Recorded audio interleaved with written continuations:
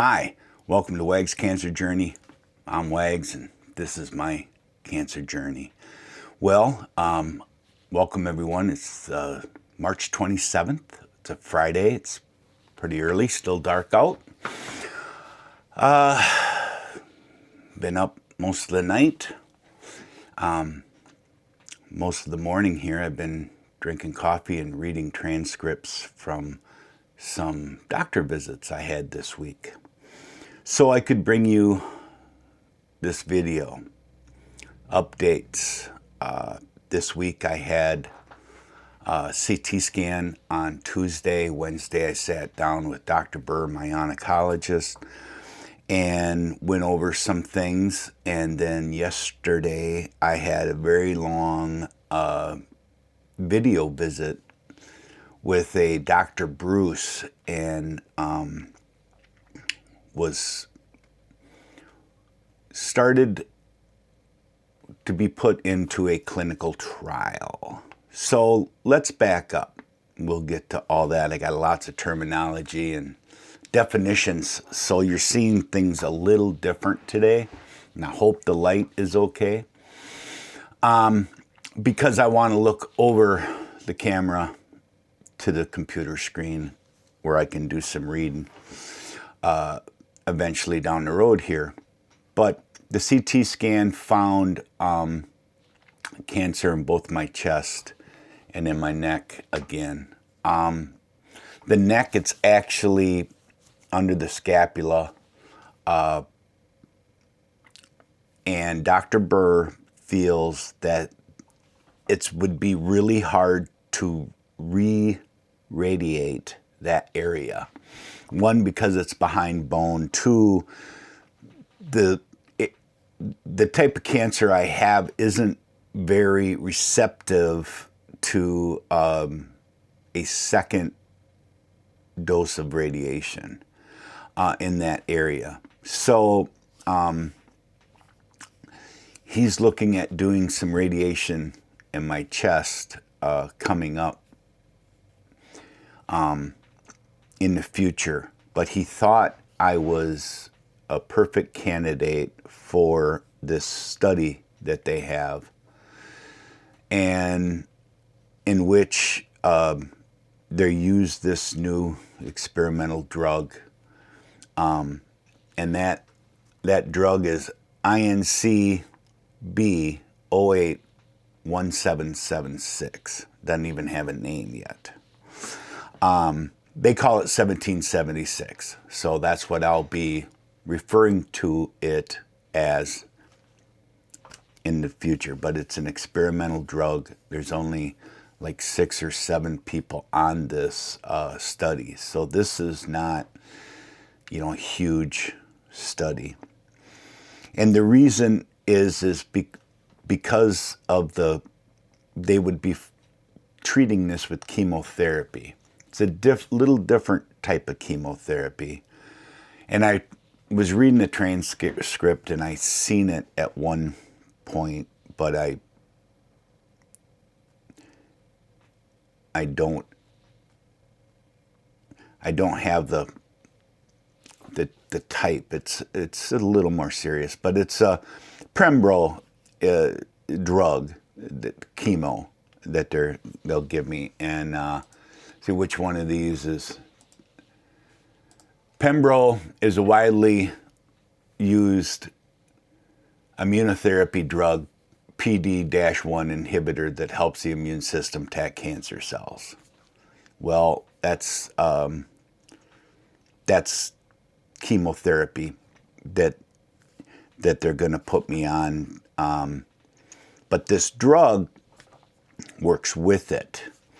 And what they're trying to accomplish with this drug is for the Primo to do its job, but also, along with this drug, actually shrink tumors, minimum keep the tumor at bay. She used the term sleeping dog. If she can just get it to a sleeping dog, then it's a sleeping dog. It could be the meanest dog in the world, but if it's sleeping, when you walk past it, there shouldn't be a problem. Well, she's trying to get this to at least be a sleeping dog. Pembro by itself doesn't have a very good track record. It's around 18% that it would keep things at bay for very long or shrink anything at all. So it's not great odds. So with this drug, they're hoping, Dr. Burr had mentioned that they're really hoping to be in that 30 to 50%, still not very good odds.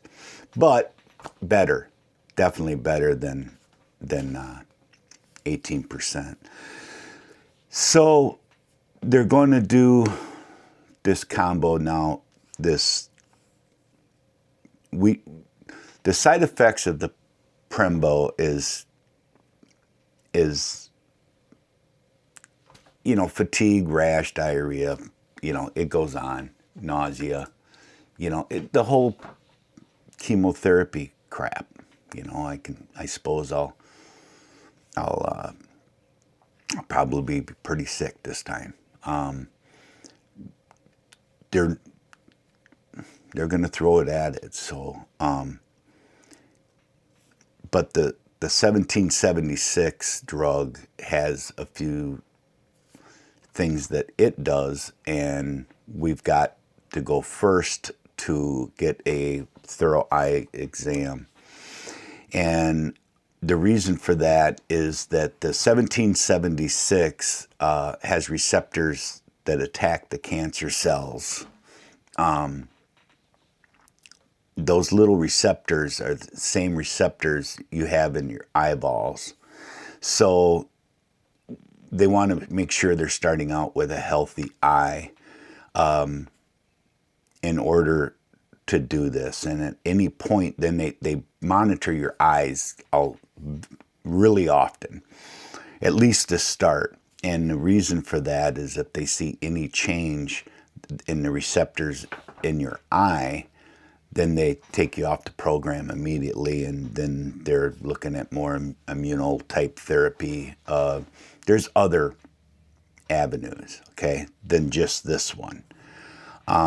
They think this one is, A, the best for me, and two, maybe one of your kids or grandkids who are watching this out here, when they're in their 60s, and maybe we're all long gone, but it might help one of them. I'm going to do it.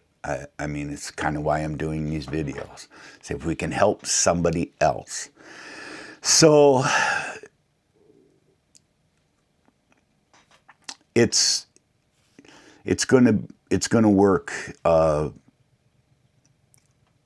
It's going to work that it's a heavily monitored type situation because it's a study. They're going to do a couple of biopsies, one at the beginning of this, and then one towards the end, just to see if they are actually reducing the number of cells that are active, and whether or not the 1776 is doing what they want it to do. Also, they're going to take that first biopsy and they're going to inject it into a mouse. They're going to give a mouse my cancer. They're asking if I want to go through this program. They're not asking the mouse. And they did tell me I get to name the mouse, and the name is stuck in my head was Benny. And I don't know why. No reason why. You got a better name. Bleep bloop it down below. And please hit like and subscribe if you haven't to this video. And let's try to get this in front of as many people as we can that are going through this journey. They're going to be going through similar trials and tribulations. And if we can help them at all, then maybe my life's worth it. I don't know. I can hope. Well, anyway, so we're thinking 2 biopsies. Name the mouse Benny. If it's a female, and why would it be? It will spell it Benny with an I, you know. But a lot of information got thrown at me. Some of the side effects of the Pembro, other than just the, usually you get a lot of the nausea and diarrhea, shortness of breath, which they call pneumonitis,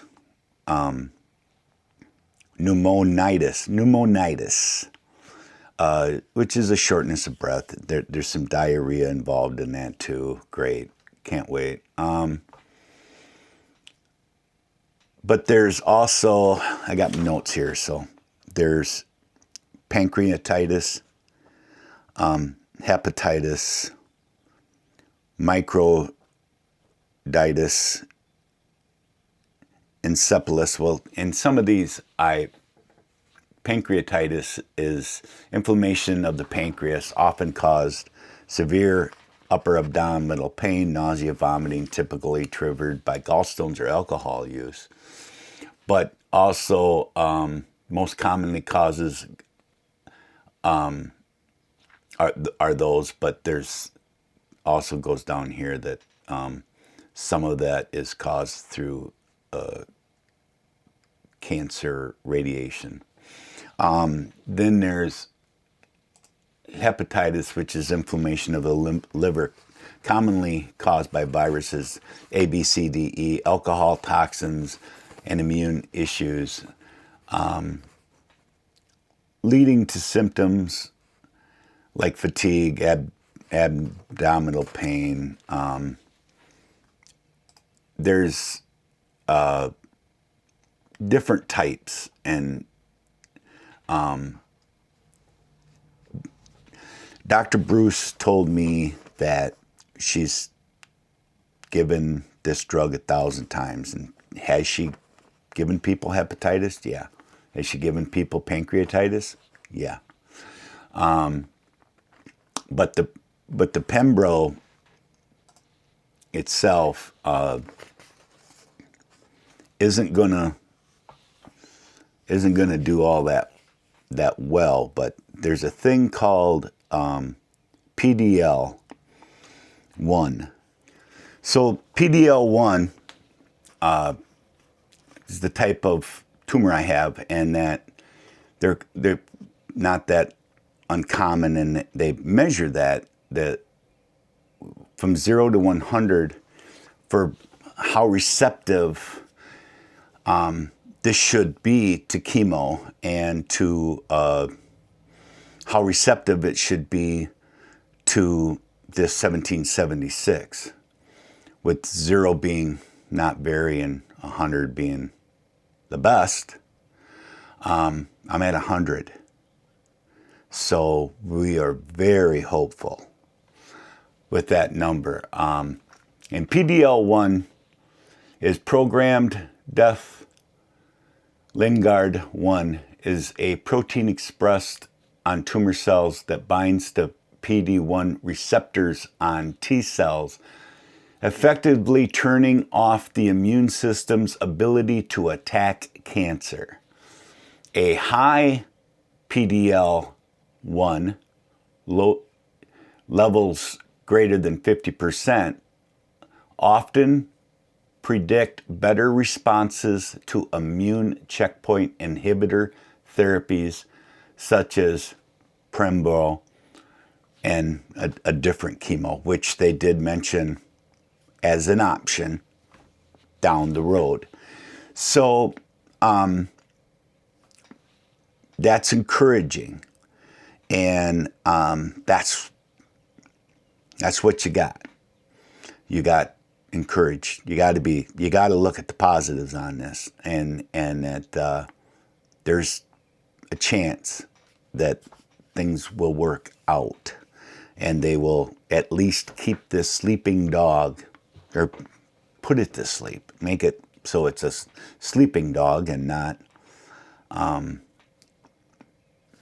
running rapid as it is right now, because they changed, they kind of changed some things, the terminology when they start talking to me. Sun's starting to come up. I'm still drinking coffee, so thanks for bearing with me. Metastatic cancer. That means that it's not curable. Okay, it's a definition is a disease that is spread from its original site to other parts of the body, from my neck to my chest. Often classified as stage 4, it spreads through the bloodstream or lymphatic system, that's what it did to me, to form new tumors commonly in the bones, liver, lungs. Symptoms depend on location, but often include pain, fatigue, organ-specific issues such as shortness of breath. Bingo. All the above. What causes it? Well, it's when the chemo and radiation, it didn't like that. It took off and spread. So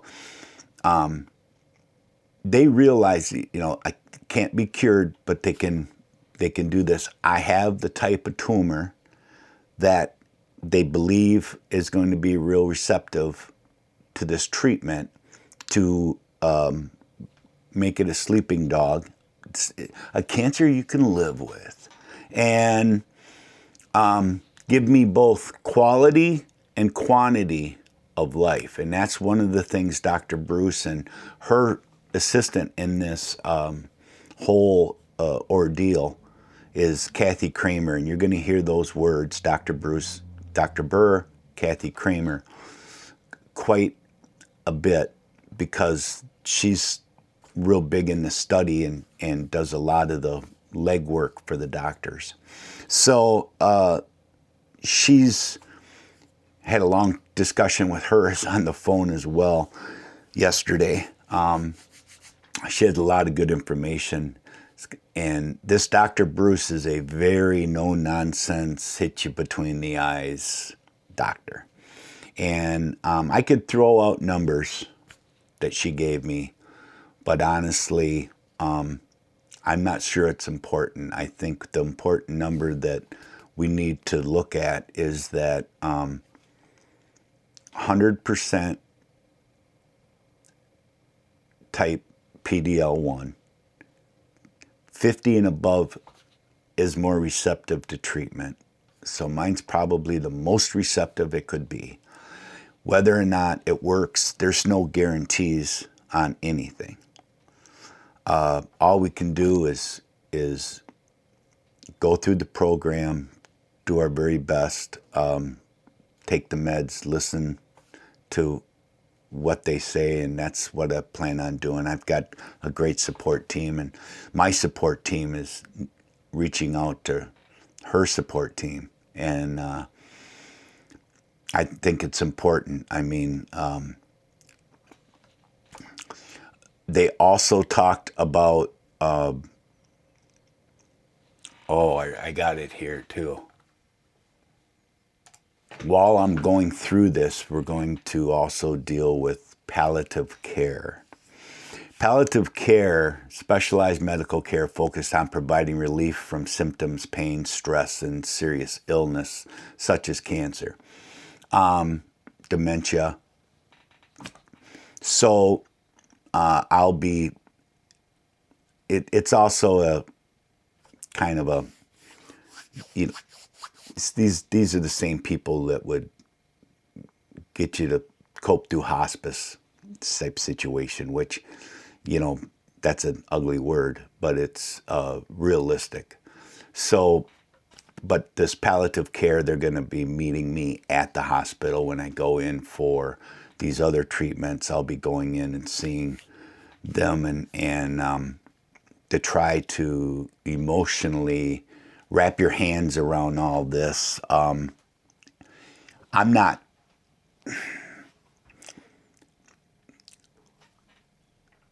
I'm trying to be as strong as I can, but you know, there's definitely chinks in the armor. And I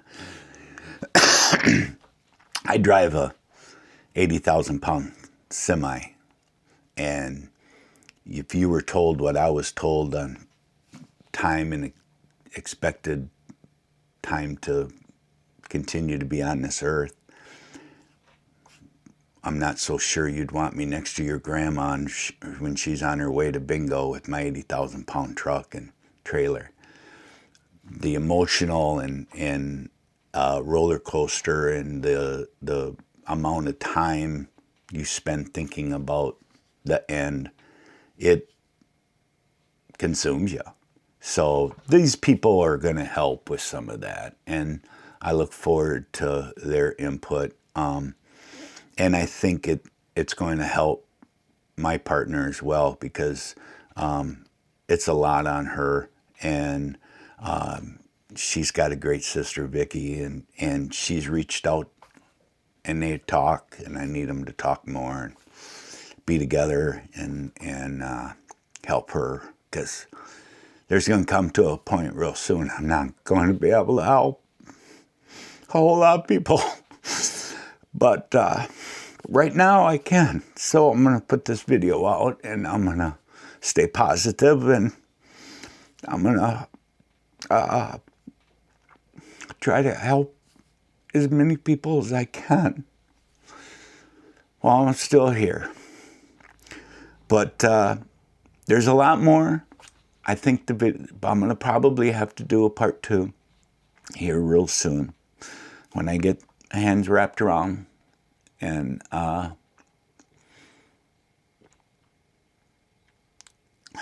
get my emotions in check a little bit more. I was really looking forward to getting back in the truck. I was really hoping to be released to go back to work. But they're going to need me 3, 4, 5 days a week at the hospital, so I can't drive the big red truck with it. It wouldn't be fair to you people to have to drive next to me. And for me to concentrate on what I need to concentrate on, because believe it or not, you do have to concentrate. So for Jim, Wags Cancer Journey, you guys take care of each other. I'll see you next time.